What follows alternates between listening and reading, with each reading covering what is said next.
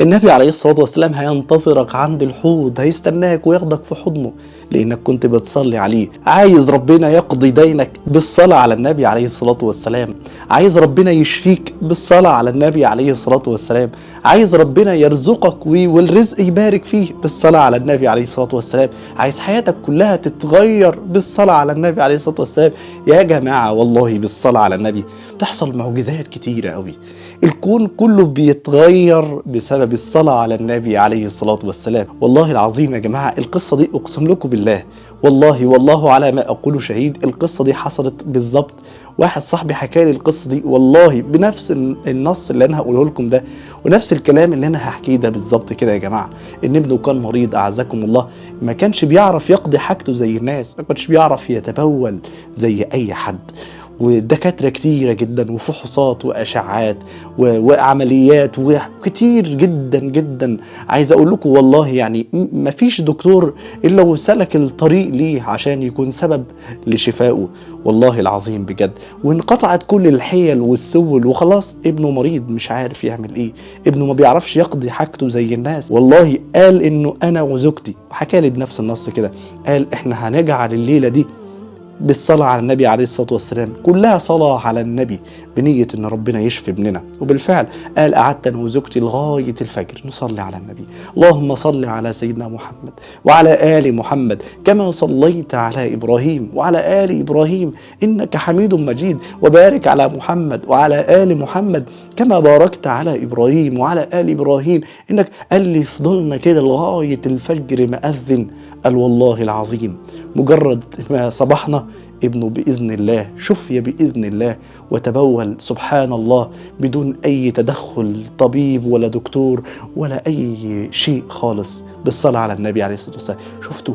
أيوة يا جماعة الصلاة على النبي بتعمل أكتر من كده، بتعمل معجزات كتيرة جدا. إن أولى الناس بيه، شوف يعني أنت هتكون جنب النبي عليه الصلاة والسلام، ربنا بيصلي عليه، ربنا بيصلي عليه، أنت بتعمل حاجة ربنا بيحبها وربنا بيعملها والملائكة بيعملوها. إن الله وملائكته يصلون على النبي يا أيها الذين آمنوا صلوا عليه وسلموا تسليما. الصلاة على النبي يا جماعة كنز كبير قوي، أنت معاك كنز، أنت معاك كنز عظيم جدا في حياتك. حاول إنك تنتهز الفرصة بالصلاة على النبي، اقضي ديونك واقضي حاجتك واقضي كل حاجة في حياتك. الحياة واقفة بالصلاة على النبي عليه الصلاة والسلام، بالصلاة على النبي عليه الصلاة والسلام. النبي عليه الصلاة والسلام هينتظرك عند الحوض، هيستناك وياخدك في حضنه لأنك كنت بتصلي عليه. النبي هو اللي بيقول إن أولى الناس بي يوم القيامة أكثرهم علي صلاة. أكتر ناس كانوا بيصلوا على سيدنا النبي عليه الصلاة والسلام. النبي هينتظرهم، النبي هياخدهم في حضنه كده، النبي هيشفع لهم يوم القيامة صلى الله عليه وسلم.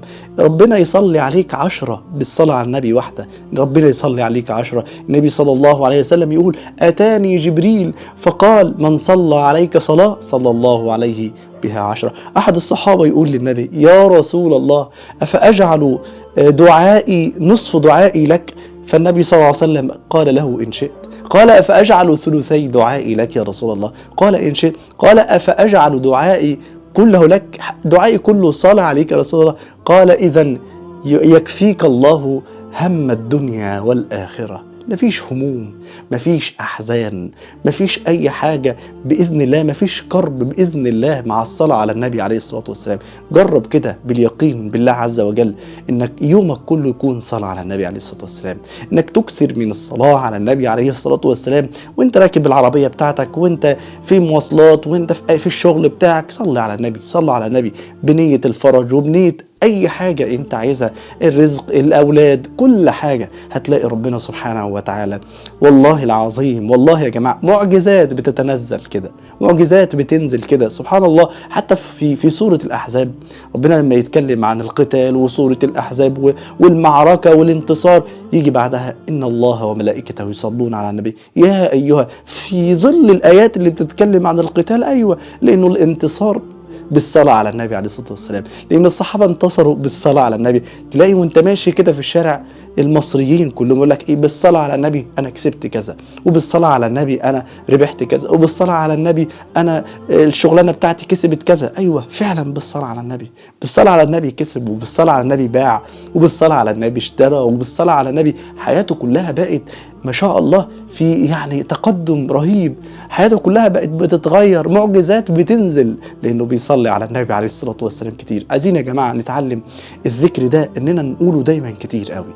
كتير مننا ممكن يسمع واحد يقول لك صلي على النبي، يا عم ما احنا بنصلي على النبي. ايوه انت بتصلي على النبي، بس اكثر من الصلاه على النبي عليه الصلاه والسلام. عندك يقين كبير قوي، عندك يقين ان ربنا سبحانه وتعالى هيصنع المعجزات بالصلاه على النبي دي، ان ربنا سبحانه وتعالى هيفرج عنك بسبب الصلاه على النبي، ان ربنا هيقضي دينك. يقين جواه. النبي عليه الصلاه والسلام يصعد المنبر كده فيقول امين، ويصعد الدرجه الثانيه ويقول امين، ويصعد الدرجه الثالثه فيقول امين. الصحابه يسمعوا سيدنا النبي عليه الصلاه والسلام يقولوا له يا رسول الله ما امين، سمعناك تقول امين 3 مرات، ما امين؟ فالنبي صلى الله عليه وسلم يقول لهم اتاني جبريل وقال يا محمد رغم انف من ادرك ابويه عند الكبر فلم يغفر له، قل امين، فقلت امين. ثم صعدت الثانيه فقال يا محمد رغم انف من ادرك رمضان ولم يغفر له، قل امين، فقلت امين. ثم صعدت الثالثه فقال يا محمد رغم انف من ذكرت عنده فلم يصلي عليك،